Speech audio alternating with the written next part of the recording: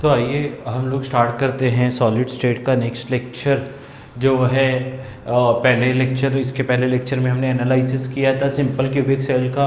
अभी वैसे ही पूरा एनालिसिस करना है बॉडी सेंटर्ड क्यूबिक सेल का। तो बॉडी सेंटर्ड क्यूबिक जो सेल होता है, बॉडी सेंटर्ड जो क्यूब होता है, इसको BCC नाम से भी जाना जाता है।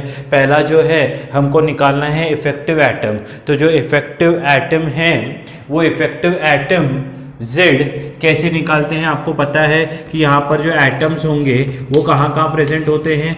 एक तो कॉर्नर्स पे प्रेजेंट होंगे और एक प्रेजेंट होता है सेंटर पे, इजंट इट। तो Z जो होगा, मैंने पहले भी बताया, इसका इफेक्टिव एटम क्या होगा। जो कॉर्नर एटम है उसका कंट्रीब्यूशन कितना होता है 1/8। जो कॉर्नर एटम होता है उसका कंट्रीब्यूशन कितना है दोस्तों 1/8। और ऐसे कितने हैं 8 एटम्स हैं। तो Z इक्वल टू कितना लिखा जाएगा 1/8 इंटू 8 एटम्स हैं। ये कॉर्नर्स वालों की बात चली है। और सेंटर पे भी तो है एक, तो सेंटर पे एक जो है वो कितना है 1, जो सेंटर पे है, इजंट इट, जो सेंटर पे है वो 1 है। तो ये कितना होगा 8 कैंसिल हो जाएगा। तो 1 + 1, तो टोटल Z कितना आएगा 2। टोटल Z कितना होगा 2। तो इफेक्टिव एटम्स इसमें कितने होते हैं 2। इफेक्टिव एटम्स कितने होते हैं 2। कोऑर्डिनेशन नंबर यानी नियरेस्ट नेबर। कोऑर्डिनेशन नंबर यानी क्या, नियरेस्ट नेबर। अभी नियरेस्ट नेबर जब भी मैं निकालूंगा, अब ध्यान से देखना, अभी ये सब सेम है। तो कोऑर्डिनेशन नंबर किसके रिस्पेक्ट में निकालना है, कि ये इसके कॉर्नर वालों के रिस्पेक्ट में निकालना है कि सेंटर वालों के रिस्पेक्ट में निकालना है। तो जो कोऑर्डिनेशन नंबर होगा वो हमेशा किसी भी एक के रिस्पेक्ट में निकालते हैं। कोऑर्डिनेशन नंबर किसके रिस्पेक्ट में निकालेंगे, इसके रिस्पेक्ट में निकालेंगे कि इसके रिस्पेक्ट में निकालेंगे दोस्तों, कोई भी एक के रिस्पेक्ट में निकाल लेंगे। ऐसा जरूरी नहीं है कि इसके रिस्पेक्ट में निकालेंगे, वो सेम ही आता है किसके भी रिस्पेक्ट में। तो नियरेस्ट, जैसे मैं आपको बताता हूं, अभी मान लो कि ये एटम मैं लेता हूं, कौन सा वाला, ये जिसको मैंने पिंक शेडिंग किया हुआ है,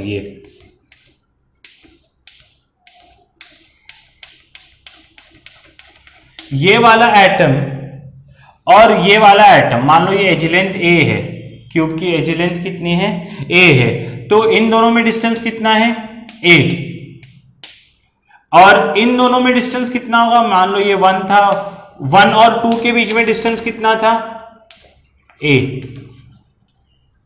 इजंट इट। और 1, इसको 3 नंबर देता हूं, 1 और 3 के बीच में डिस्टेंस कितना है। तो अगर ये है ये A है तो ये डिस्टेंस कितना होगा, this distance will be √2a। तो 1 और 3 के बीच में है √2a।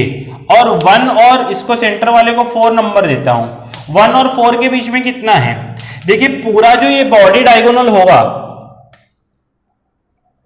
ये क्या है बॉडी डायगोनल पे है, ये पूरा जो बॉडी डायगोनल होगा ये बीच में है, पूरा जो क्यूब है उसके बीच में गोला है, इजंट इट। तो ये कॉर्नर और ये कॉर्नर के बीच में किसी भी क्यूब का डिस्टेंस कितना होता है, उसको क्या बोलते हैं बॉडी डायगोनल। जो बॉडी, एक ऊपर वाला कोना और एक नीचे वाला कोना, तो ये जो डिस्टेंस होता है वो क्यूब का कितना होता है √3 इंटू साइड, यानी √3a।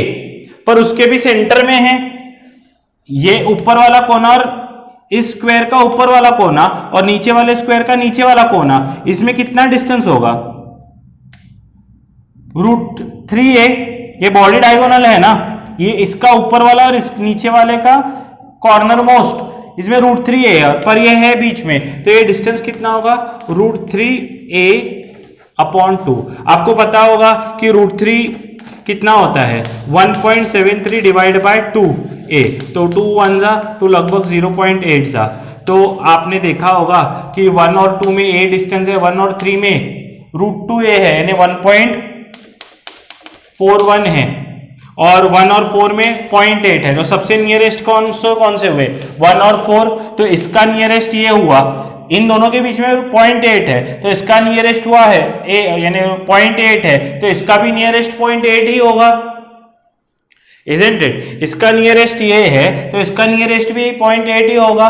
तो मान लो तो ये दोनों नियरेस्ट हैं, तो इसके रिस्पेक्ट में अगर कोऑर्डिनेशन निकालूं तो पॉइंट ए वाले कितने हैं? 1 2 3 4 5 6 सभी कॉर्नर्स वाले, ये डिस्टेंस ये डिस्टेंस ये डिस्टेंस ये डिस्टेंस सबका 0.8 ए ही होगा ना। तो कोऑर्डिनेशन नंबर कितना आएगा दोस्तों? कोऑर्डिनेशन नंबर आएगा 8। अगर आप इमेजिन कर पाओ तो इसका भी कोऑर्डिनेशन नंबर 8 आएगा। सोचो कैसे? कॉर्नर वाला एटम कितने यूनिट सेल शेयर करते हैं? 8 है कि नहीं? कॉर्नर वाला यूनिट सेल कितने शेयर करते हैं? 8 लोग शेयर करेंगे ना। याद है आपको, मैंने पहले भी ऐसे डायग्राम प्रीवियस चैप्टर बोल रहा हूं, लेक्चर में मैंने निकाला था। 8 शेयर करेंगे। 8 के बीच में जैसे ये एक है, अगर इसके बाजू वाला होगा उसमें भी है, ये जो पार्टिकल है कॉर्नर वाला, इसके बाजू वाले में भी है, इसके बाजू वाले यूनिट सेल में भी, उसके सेंटर पे भी एक होगा, तो ये 0.8 उसके साथ भी शेयर करेगा। जिस के कॉर्नर में ये है तो उसके सेंटर के साथ 0.8 ही डिस्टेंस होगा ना दोस्तों, इजंट इट? तो ये जो कॉर्नर वाला पार्टिकल है, ये कॉर्नर वाला पार्टिकल 8 यूनिट सेल के साथ शेयर करता है और 8 यूनिट सेल के बीच में ऐसा एटम आएगा और उन सबका डिस्टेंस 0.8 ही होगा, सबके इक्वल डिस्टेंस पे रहेगा वो, है कि नहीं? जैसे मान लो ये यूनिट सेल है, एक यहां पर है, तो ये 0.8 पे होगा इसका। अगर जो साइड वाला यूनिट सेल होगा उसके बीच में है तो ये, इसके ऊपर वाला कोई यूनिट सेल होगा तो उसके इसके इस साइड होगा ये, इजंट इट? ये तो इस लेवल पे हो गए। आने वाले आगे भी तो 4 होंगे, उनपे भी तो 0.8 पे होगा। ये यूनिट सेल है 0.8, इसका 2 3 4, इजंट इट? इस साइड वाले 1 2 3 4, ये पूरा एक क्यूबिकल स्ट्रक्चर है ना, है कि नहीं दोस्तों? तो कोऑर्डिनेशन नंबर अगर आप इसके रिस्पेक्ट पे निकालो तो भी 8 आएगा। सेंटर के रिस्पेक्ट पे तो आपको दिख रहा ही है, 1 2 3 4 5 6 7 8 सभी कॉर्नर के साथ 0.8 डिस्टेंस पे है, इसलिए कोऑर्डिनेशन नंबर 8 है। और कॉर्नर वाला एलिमेंट जो है 8 यूनिट सेल में होता है और 8 यूनिट सेल में के सेंटर पे एक एटम होगा, इजंट इट? और कॉर्नर एटम के साथ उसका डिस्टेंस 0.8 ही होगा, इसलिए, और वो मिनिमम है ना, कॉर्नर वाले का मिनिमम, जैसे इसका कॉर्नर इसके साथ मिनिमम है, उन यूनिट सेल के साथ भी 0.8 ही मिनिमम होगा, इसलिए कोऑर्डिनेशन नंबर 8 ही आता है, whether you find out with respect to centre atom और whether you find out with corner atom. Corner atom का मैंने आपको दिखाया है, ये कॉर्नर एटम है, ये 1 2 3 4, ये जो है पीछे वाले हो गए, वैसे इनके आगे भी 8 आएंगे, इजंट इट? हम नेक्स्ट पॉइंट पे आते हैं जो कि है relation between A and R. Relation between A and R कैसे निकालेंगे? देखिए दोस्तों, मैंने ये जो निकाला हुआ है, एक मैंने इसको आपको साइड व्यू से दिखाने की कोशिश की है। साइड व्यू में ये वाला एलिमेंट जो है ये क्या होगा? इस वाले कॉर्नर का एलिमेंट है ये दोनों एक दूसरे को टच नहीं कर सकते क्योंकि अभी एक बीच में गेंद है, एक इस साइड गेंद है, एक इस साइड गेंद है, और वैसे ही इस तरफ भी क्या है? बॉल्स रखे गए हैं, इजंट इट? तो क्या है, एक गेंद इधर है, यानी 1 2 3 4 और बीच में एक गेंद है। समझ में आ रहा है सिस्टम कैसा है? 8 बॉल्स का सिस्टम है जहां पर क्या है कि एक बीच में है और 8 जो है टोटल ऐसे 9 बॉल्स का सिस्टम है। तो अगर आप ध्यान से देखो तो ये वाली गेंद ये है 1, ये बीच वाली है 4, ये 1 है, ये 4 वाली गेंद है, और ये ऐसा ये 3 वाली गेंद है। ऐसे तीनों गेंद्स हैं, एक इस कॉर्नर में है, एक बीच में है, और इस कमरे के उस कॉर्नर में एक बॉल है। तो ये ऐसा, यानी इस कॉर्नर से स्टार्ट होगा और उस कॉर्नर तक जाएगा। इसको क्या बोलेंगे हम लोग?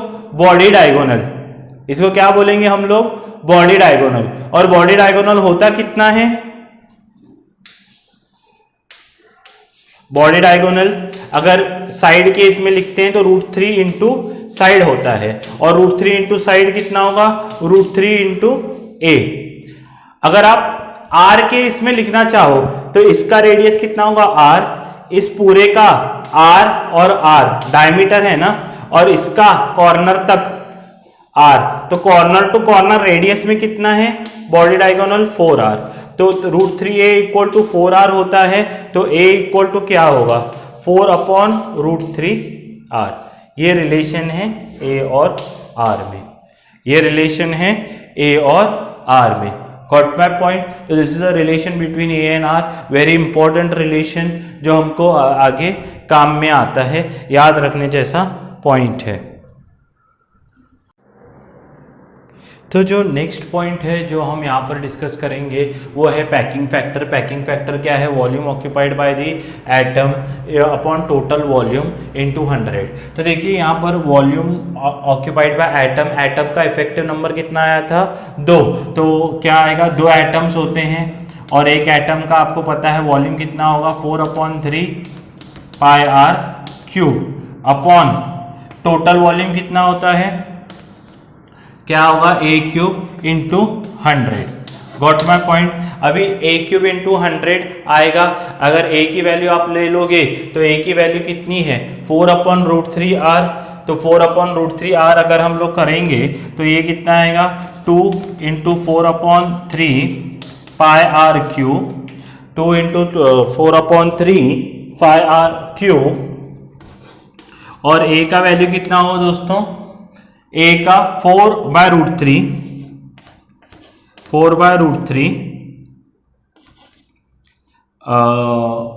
4/√3 का होल क्यूब इंटू 100।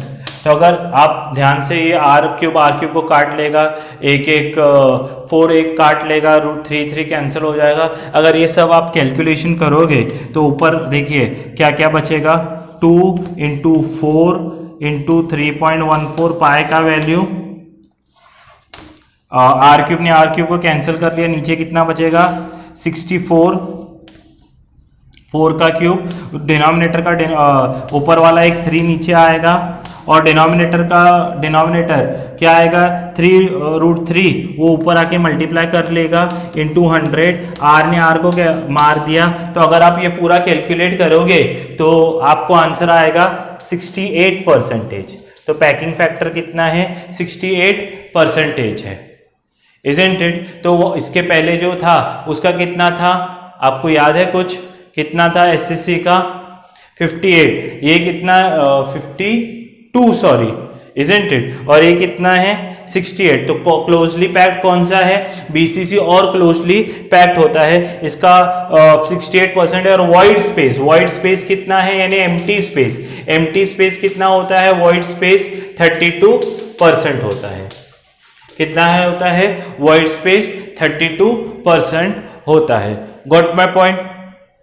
तो ये है पैकिंग एफिशिएंसी। पैकिंग एफिशिएंसी क्या होती है, यहाँ packing factor volume occupied by atom upon total volume. तो वॉल्यूम ऑक्यूपाइड बाय एटम्स कितना है, यहाँ पर 2 एटम्स है तो 2 into 4/3 πr³, total volume a³ होता है। a और r का रिलेशन पता है, वो मैंने यहाँ पर सब्सटीट्यूट किया और पूरा वैल्यू मैंने फाइंड आउट किया है। बहुत ही इंपॉर्टेंट है, 68% and 32%। Got my point?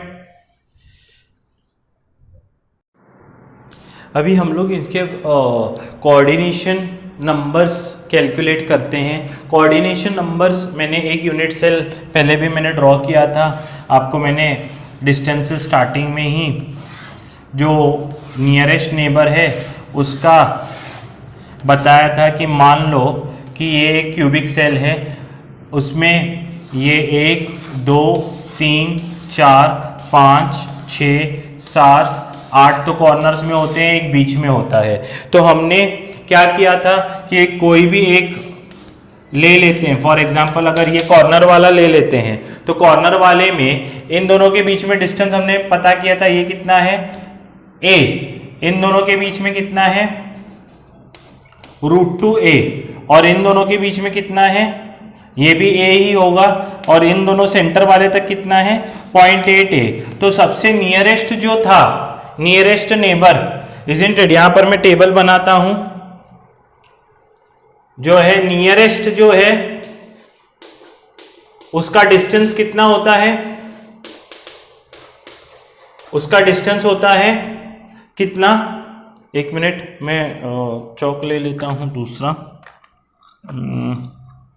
Distance कितना होगा नियरेस्ट का 0.8 और उसका कोऑर्डिनेशन नंबर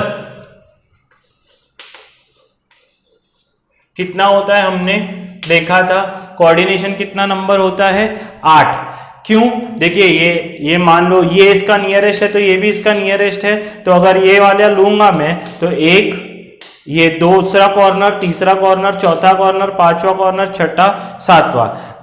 यहां ध्यान से देखिए, यहां पर मैंने विजुअलाइज करवाने की कोशिश की है, यहां पर मैंने 4 क्यूब्स ड्रॉ किए हैं, असलियत में ऐसे ही 4 और आगे भी हैं, क्योंकि सब एडजॉइनिंग रहते हैं। अभी मैं इतने सारे तो ड्रॉ नहीं कर सकता, और ड्रॉ करूंगा तो भी आपको विजुअलाइज नहीं होगा। अभी यहाँ पर एक यूनिट सेल है, 2 3 4, अभी इसके सभी कॉर्नर्स पे अगर मैं यूनिट सेल छोटे छोटे ड्रॉ करूं, 1 2 3, ये पीछे 4 5 6 7 8 9 10 11 12, ये ठीक है, और इन सबके बीच में भी एक होगा, बीच वाला मैं ड्रॉ नहीं कर रहा हूं ताकि आपको विजुअलाइज हो, पर बीच में भी एक है। अभी सोचो अगर ये कॉर्नर वाला लो, इसके बीच में एक है, तो ये 0.8 पे होगा एक। अगर कॉर्नर वाले के हिसाब से कोऑर्डिनेशन नंबर देखो, जो मैं पहले भी समझा रहा था, तो इसका बीच में एक, इसके बीच में एक, इसके बीच में एक, इसके बीच में एक, इजंट इट। तो पीछे जब मैं जाऊंगा बीच तक, ये एक मैं ड्रॉ कर लेता हूं, 2 3, बीच में 4, तो इन सबके सेंटर तक ये एक मैंने यहां ड्रॉ किया है, तो ये कॉर्नर से लेकर जो है ये 0.8 होगा, इधर 0.8 होगा, नीचे चौथा। अभी इसके आगे भी और 4 क्यूब्स होंगे जिसमें ये सेल होगा, इसके आगे अगर मैं इसको ऐसे एक्सटेंड करता हूं, इजंट इट, तो ऐसे भी और 4 निकल आएंगे। तो ये वाला पीछे 0.8 0.8 0.8 0.8 विजुअलाइज हो रहा है, और जब मैं आगे और ड्रॉ करूंगा तो उनके सेंटर पे भी तो होगा, तो पीछे 4 हैं और इसके आगे 4 होंगे, इजंट इट। तो इस तरह से कोऑर्डिनेशन नंबर अगर आप सेंटर वाले से निकालते हो, इसका नियरेस्ट ये है तो इसका भी तो यही है, तो क्या हो जाएगा, इसका निकालोगे तो सभी कॉर्नर्स वाले आएंगे 8, और इसका निकालोगे तो ये एक, ये ऊपर जाएगा, ये 3, ये 4, वही मैं यहां दिखा रहा हूं, और उसके आगे 4 होंगे, तो कोऑर्डिनेशन नंबर 8 आएगा। Got my point. फिर हम लोग क्या करते हैं, नेक्स्ट नियरेस्ट देखते हैं, नेक्स्ट टू फर्स्ट देखते हैं। अभी नेक्स्ट डिस्टेंस देखो कौन सा है, अगर ये 0.8 है, ये कितना है a, और ये कितना है √2a, यानी 1.41a है, तो नेक्स्ट नियरेस्ट का डिस्टेंस कितना होगा, 1.41a बड़ा है कि a बड़ा, a बड़ा। अभी a डिस्टेंस पे देखो कितने, ये 1, ये 2, ये 3, इजंट इट। और क्या होगा, इसके इस साइड भी एक होगा a एडजेसेंट, इसके ऊपर भी एक होगा a, इसके नीचे भी एक होगा a, तो 1 2 3, इस वाले क्यूब 1 2 3, इसके साइड में एक, इसके ऊपर एक, इसके आगे एक। इधर आप देखोगे तो ये 1, ये 2, ये 1, ये 2, ये 3,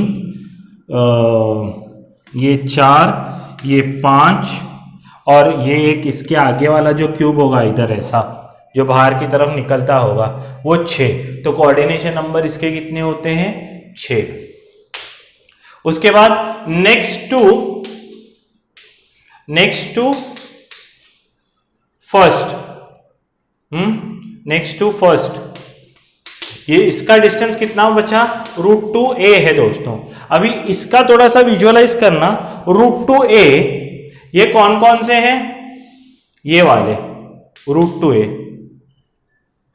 ध्यान से देखना, इसमें अगर बॉडी डायगोनल निकालना हो, यानी ये किस पे, फेस डायगोनल पे, ये √2a ये वाला होगा, इजंट इट, √2a ये वाला होगा इस वाले दीवार पे और इस वाले दीवार पे। जैसे मान लो कि इसका √2a ये एक, इसका √2a ये वाले दीवार पे 2, इजंट इट, उसके बाद √2a ये फ्लोर वाला ये √2a होगा, ये नीचे वाला, वैसे ही ये वाला √2a होगा जो फेस वाले पर है, इसके आगे ये एक, इजंट इट, ये 2, बहुत ही कचरा होते होते जा रहा है। आप थोड़ा इमेजिन कीजिए, ये वाला फेस चिपका हुआ है, ऐसा वाला एक 2, नीचे वाले फ्लोर्स पे एक ऐसे गया 3, ये ऐसे गया 4, ये वाले फेस पे, आगे वाले फेस पर 5, ये वाले फेस पे 6, तो ये ऊपर वाला 7, इसके ऊपर वाला 8, कौन कौन से हो गए, देखिए ये एक फेस, सामने वाला एक 2, इजंट इट, उसके बाद कौन सा होगा, 3 ऐसा नीचे वाला, 4 ऐसा ऊपर वाला, इजंट इट, 5 ऐसा वाला, 6 ऐसा वाला इस वाले फेस, 7 ये वाला, 8 ये वाला, हो गए 8। अभी इसके सामने वाले फेस पर भी आएंगे, तो सामने वाले फेस पे 4 तो कॉमन होंगे, कौन कौन से 4 कॉमन होंगे, ये 1 2 3 4, क्योंकि ऐसे आएगा, पर जैसे ये ऐसा गया है, इस साइड भी तो एक जाएगा 9, इस साइड जाएगा 10, ऊपर जाएगा 11, नीचे जाएगा 12, ये 12, वैसे इस साइड भी होगा ना 12। तो अगर आपको विजुअलाइज हो रहा है तो बहुत अच्छी बात है। ये कहीं पर थर्ड नियरेस्ट पूछ ले तो यानी सेकेंड नियरेस्ट भी पूछ ले तो यानी वो बहुत बड़ी बात हो गई, थर्ड तो और दूर की बात है। पर क्योंकि लिखा जाता है, फिर बच्चे आते हैं, सर आपने ये तो सिखाया ही नहीं, तो मुझे बताना पड़ता है क्योंकि उसका पैसा हमने लिया हुआ है, तो मैं पूरा इन्फॉर्मेशन देता हूँ। पर ये इतना डिटेल में पूछा जाए ये ज़रूरी नहीं है। आप टेबल भी रट ले सकते हैं कि बीसीसी का ये टेबल होता है। What my point? तो विजुअलाइज करने के लिए काफ़ी फर्स्ट और सेकंड भी बहुत हो गया, समझ में आ रहा है। एक बार आप लोग कॉपी कर सकते हैं पॉज करके, और डायग्राम चाहे तो निकालो, नहीं तो टेबल खाली लिख सकते हो। समझा?